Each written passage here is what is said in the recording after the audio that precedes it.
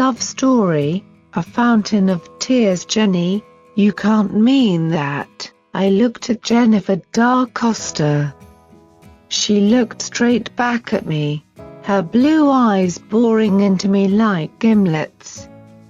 Nick, dear, why didn't you understand? Loving enough It's to a let great go. opportunity. Love story. Almost It's a better 5 life years for a has writer passed like since me, I bid you my last she goodbye. said. I looked down sadly.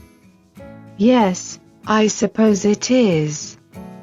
Jenny and I were best friends. We had first met 3 years back during the shooting of a movie called The Walking Snowman. Jenny had written it and I had to play the male lead. Now we were in a park. Jenny had just told me that she was migrating to UK, where it would be a better life for a writer like her. I was heartbroken, but at the same time I knew there would be new opportunities for her, and so I tried to look happy. So, when are you leaving? A week from now, was Jenny's reply. That made my heart sink further.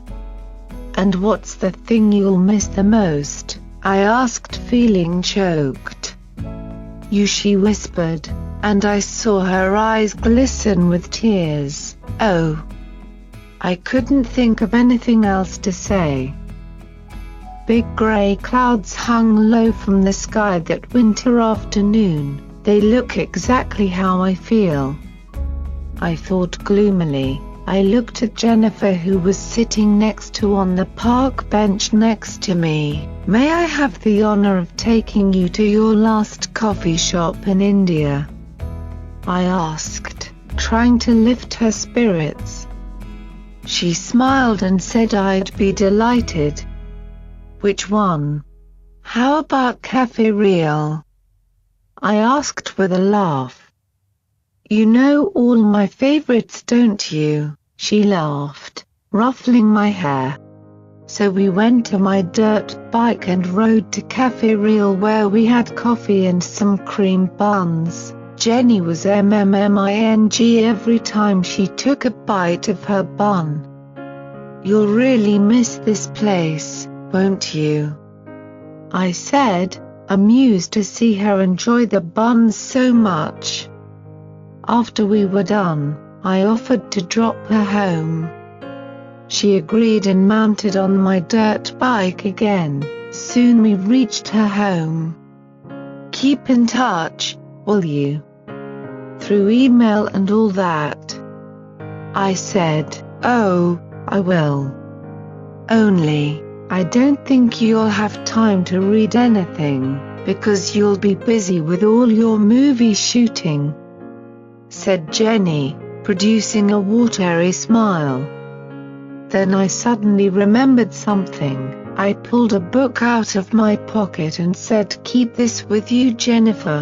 It was a book I had written called A Fountain of Tears. It was about a young couple who fell in love and was soon separated by a fairy named Fate. But I had never managed to publish it.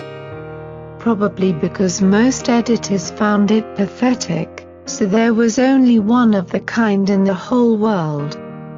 Jenny laughed, shook back her curly mop of blonde hair and said, yes, I'll keep it. I don't think I'll be able to see you again before I leave, so I guess this is where we say goodbye.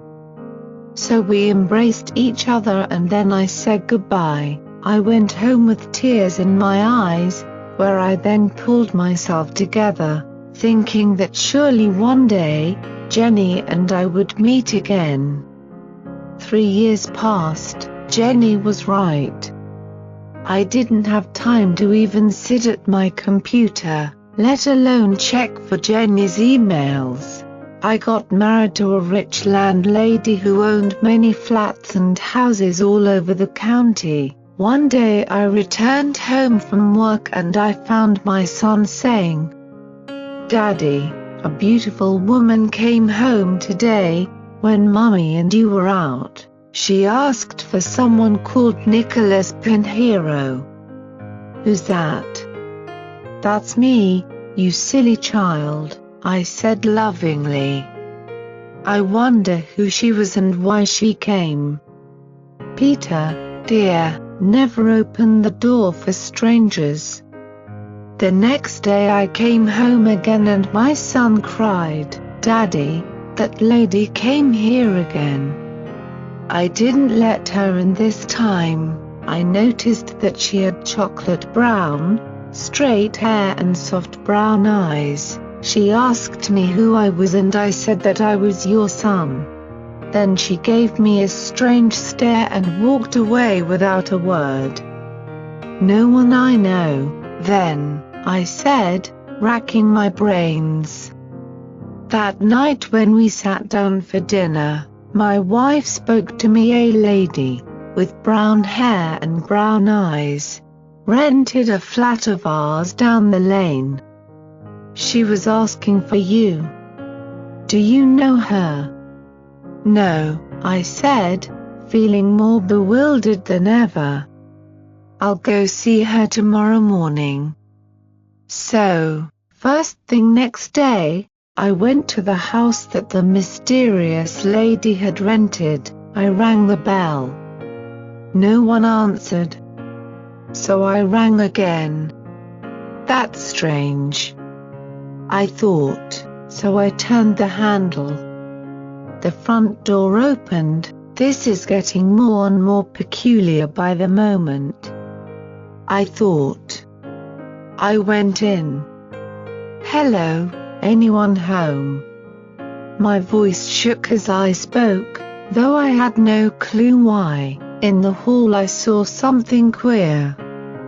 On the table were two tiny brown circular objects. I picked them up and looked at them closer. They were lenses. "Okay, this is weird," I thought, starting to get scared. I went into the bedroom but no one was there. Then I went to the kitchen. The door opened with a squeak and what I saw inside made me want to shriek. Inside, on the floor lay a woman, dead. Her chest had blood all over it as if she had been stabbed. The lady had bright blue eyes and brown hair. Then suddenly I realized that it wasn't brown hair. It was a wig, for it was slipping off the woman's head and underneath I could see golden curly locks. In her left hand was a knife with blood on it. This made me think that she had stabbed herself. I was just wondering who she was when I saw something that gave me the answer not only to that but also to why she had killed herself. For in her right hand was a book by the name of A Fountain of Tears. I hope you enjoyed this love story. Subscribe my channel for more stories. Thank you for watching.